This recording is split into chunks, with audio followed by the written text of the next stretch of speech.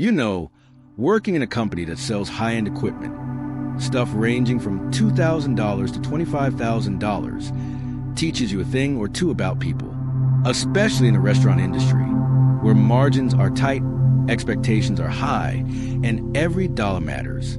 We sold premium-grade appliances, things serious chefs drool over and restaurant owners stake their reputations on. So when someone wants a $5,000 product from us for free, they better come prepared. Let me take you back to a moment that still makes me shake my head. One of those "are you kidding me?"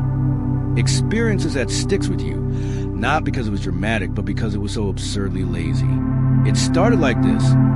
I got a message through our business's Instagram account from a guy calling himself an influencer. He wanted to make a deal, said he loved our product, and thought it would be a great fit for his audience. Now, to be clear, we get these types of messages all the time. Influencers reaching out, asking for a partnership. Usually they're pretty buttoned up. They send over their media kit, a polished little document that tells us what platforms they're on, how many followers demographics. Basically, all the data we need to make a business decision. It's their way of saying, here's why I'm worth your investment. It saves us time. We don't have to go platform hopping to check if their YouTube is active, or their TikTok gets views, or if their Instagram is just a collection of selfies with no substance. It's the professional way to approach these things. But this guy, he didn't do any of that. He just messaged us with some vague enthusiasm and a request to work together. No media kit, no pitch, no real explanation. Just a, hey, let's partner. So I clicked on his Instagram to see what I was dealing with. About 100,000 followers.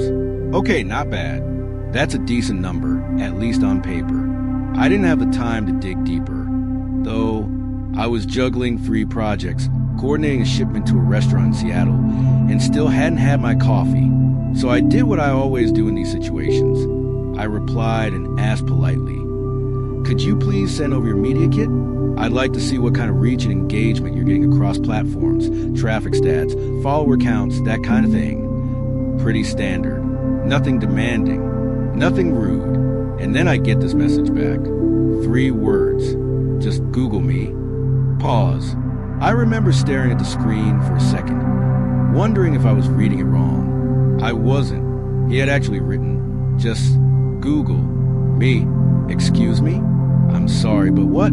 This man wanted a $5,000 piece of equipment, and his pitch was, I'm not going to tell you who I am. I'm not going to show you why I'm worth it. Just stop what you're doing, open a browser, and go on a scavenger hunt. That's what this was to him, a scavenger hunt. Now, look, I'm not against confidence. Confidence is great, but this wasn't confidence. This was laziness dressed in entitlement. Still, I wanted to be fair. Maybe he was new to this. Maybe he didn't understand how these things work. I mean, not every influencer knows the business side of influencing.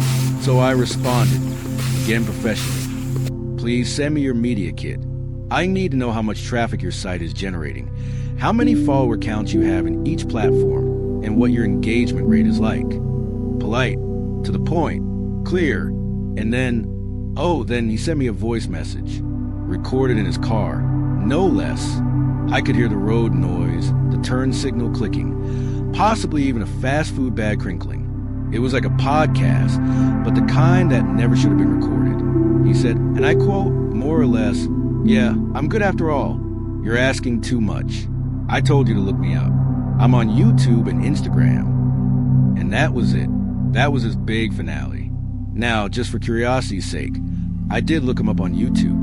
And surprise, surprise, he wasn't there. Or if he was hiding better than Waldo. No active channel.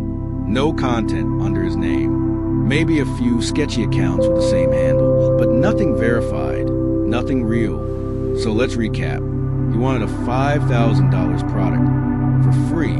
He couldn't be bothered to send a document that every other influencer in a space sends as standard protocol.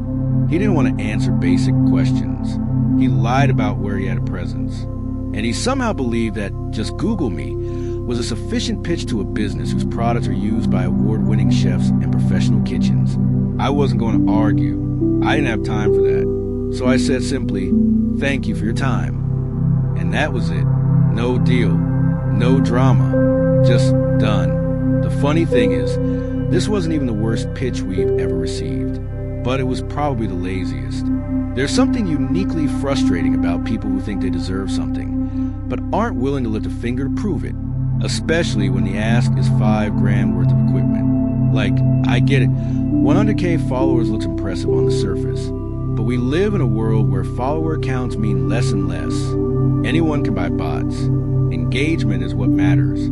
Actual influence is what matters. And if you're asking a business to take a chance on you, especially one that operates in a niche space, you better come with something more than Google me. We've had influencers with 10,000 followers come in and absolutely blow us away with their professionalism. Detailed kits, polished emails, real strategies for promotion, content plans, links, testimonials. People who treated the exchange like a business relationship, not a handout. And we've said yes to them. Because at the end of the day, the number of zeros in your follower count doesn't matter as much as the zero effort you put in. You want to work with a company that builds and ships commercial-grade kitchen equipment? Cool. Show us why. Sell yourself. Make it easy. Because we're not going to stop production lines to chase down your TikTok. It's not arrogance. It's efficiency. It's professionalism. And believe me, the people who get that, they're the ones who succeed. They get the partnerships. They get the products. They get the long-term relationships.